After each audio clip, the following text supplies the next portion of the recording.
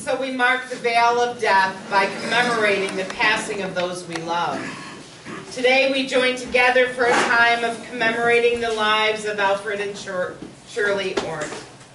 We are here to affirm their lives and find solace and comfort in each other's company. We come together to say farewell to loved ones, to honor their memories, and to encourage those who are hurting at this time. And as we gather, let us remember those we love and share their stories with each other. For it is in our memories and in our hearts that they live on. A huge part of Alfred's life was his family and his many years serving in the fire company. I would like to share this poem with you in memory of his years of service in the company. It's entitled The Last Command. Once I had a dream while I was sleeping that the whole world passed away and the chief of all creation worked the scene that judgment day. There were people of every color, there were people of every size. They were putting them into sectors according to the way they led their lives. Assistant chief angels had their sectors and they knew how to handle things. Then I noticed a group of people, they were holding them to the side, rehabbing sorts of loose and easy while the angels worked their sectors wide. The judge had tagged some others by this book of rule he held. Then I heard him tell an angel, now bring the firefighters.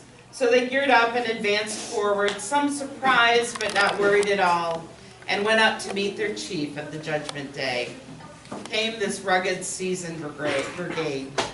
Each one pulled their helmets on tighter that they did from habit, for it's a trick of most firefighters to do this before they enter a world of flame. Some were young, some were older, some walked with a limping stride, some still had their SCBAs, and others they were wearing when they died. They all stood in line to answer for the way they had spent their days, and they faced the judgment of heaven with a calm and level gaze. And the chief of all creation gave the firefighters a careful look.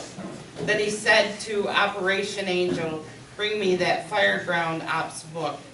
So I turned and asked Resource Angel why the book of judgment had been turned around, and he judged this group of firefighters by the law that ruled the fireground.